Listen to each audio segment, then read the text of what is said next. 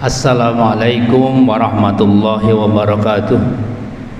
Alhamdulillahi rabbil alamin, wassalatu wassalamu ala asyrafil anbiya'i wal mursalin wa ala alihi wa ashabihi ajma'in. Amma ba'du, fa ya ibadallah, usikum wa nafsi bitaqwallah, faqad fazal muttaqun. Para bapak dan ibu, kurang lebih 10 menit kami akan matur melanjutkan membaca kitab Syu'abul Iman yang ditulis oleh Imam Al-Baihaqi.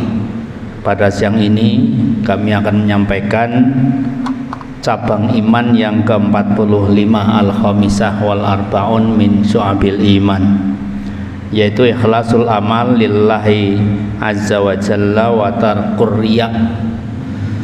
Termasuk cabang iman yang sangat penting bagi orang beriman.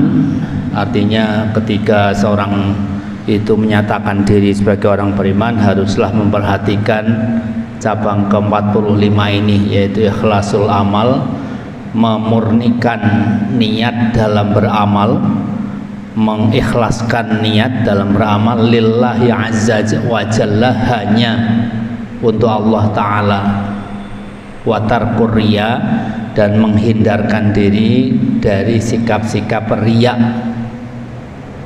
Seperti yang sudah sering saya kira kita fahami dari para ustadz-ustadz, bahwa ada 3 syarat paling tidak suatu amal itu akan menjadi amal soleh dan ibadah yang makbulah di hadapan Allah.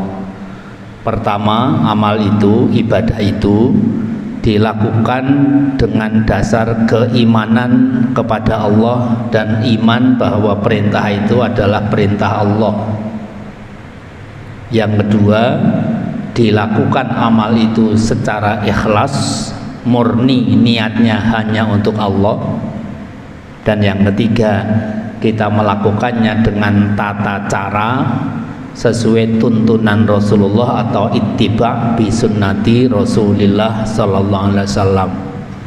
Jika 3 itu tidak kita perhatikan, maka amal ibadah kita, amal soleh kita dimungkinkan tidak menjadi amal soleh yang diridhai Allah, dimungkinkan ibadah kita tidak menjadi ibadah yang makbulah, yang diterima oleh Allah Subhanahu wa ta'ala. Apa itu ikhlas? Ikhlas adalah ifradul haqqi subhanahu wa ta'ala bil qasdi fi ta'atillah wa tasfiyatil fi'li an mulahadatil makhluqin. Bahwa yang namanya ikhlas itu adalah menyatukan atau menyendirikan hak yang sesungguhnya hanya untuk Allah, dengan nawa itu dengan tujuan untuk beribadah kepada Allah, dan membersihkan niat itu dari tujuan kepada yang lain. Kita sholat, ketika niat kita memang hanya lillah, maka tidak ada di situ tambahan-tambahan niat lainnya. Misalnya niat biar dianggap orang yang taat beribadah oleh atasannya, niat agar dianggap orang yang taat oleh orang tuanya dan sebagainya. Murni niat kita itu sholat karena kita dalam rangka melaksanakan perintah Allah dan kita mencari ridhonya Allah. Nah, ikhlas itu pasti bebas dari riya. Orang yang ikhlas itu tidak riya, dan orang yang ibadah serta amal yang masih riya itu dipastikan belum ikhlas. Apakah itu riya? Riya adalah idharul ibadah liqasdi ru'yatin nas fayuhmadu sahibuha. Yang namanya riya adalah menampakkan amal ibadah untuk dilihat manusia, dan kemudian ketika dilihat manusia dia akan dipuji oleh manusia dengan ibadahnya itu. Riya adalah menampakkan ibadah dengan tujuan agar dipuji oleh manusia. Nah, ketika kita beribadah, beramal saleh, itu masih ada tujuan itu, berarti kita masih ada riya. Ada kata lain yang mirip-mirip riya, yaitu sum'ah.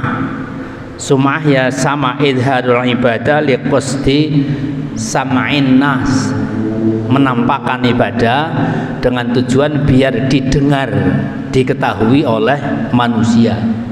Maka sum'ah dan riya adalah dua hal yang akan merusak keikhlasan kita ketika ibadah.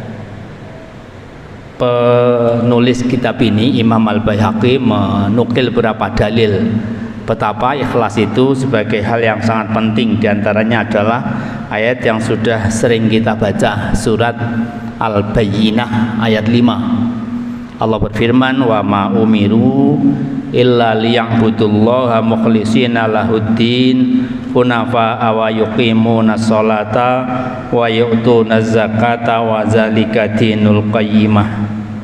Dan mereka hamba-hamba Allah itu tidak diperintahkan untuk beribadah kecuali ibadahnya mestilah dilakukan secara hanifan, secara bersih niatnya, secara ikhlas ibadahnya itu hanya untuk Allah, dan mendirikan sholat, mengeluarkan zakat, dan itulah agama yang benar.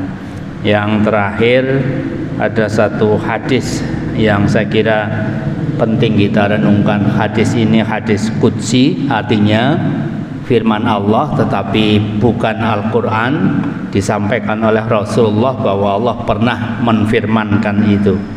Hadis ini diriwayatkan dari Abi Hurairah, kemudian diriwayatkan oleh Imam Muslim, di mana Allah berfirman, ana aghna syuraka anis syirki man amila amalan asyraka fihi ghairi fa ana minhu bari'un wa huwa lilladzi asyraka.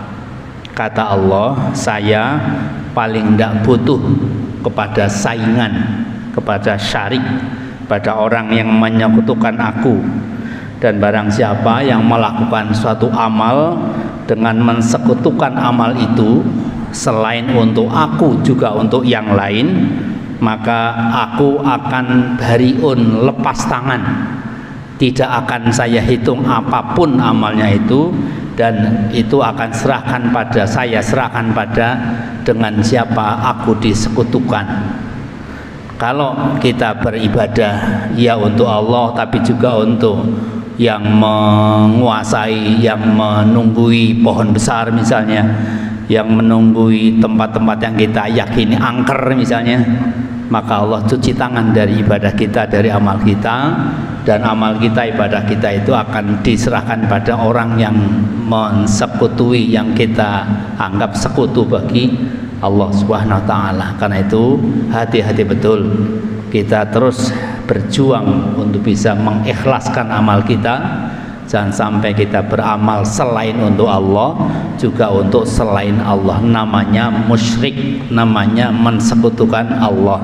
Allah tidak berkenan seperti itu. Itu yang namanya ikhlasul amal lillahi azza wa jalla. Semoga kita secara pelan-pelan bisa menata diri, menata hati, menata amal kita untuk bisa kita lakukan sebaik mungkin sesuai tuntunan Rasul.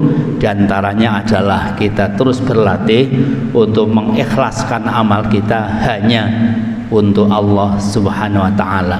Subhanakallah wa bihamdika asyhadu an la ilaha illa anta astaghfiruka wa atubu ilaik. Assalamualaikum warahmatullahi wabarakatuh.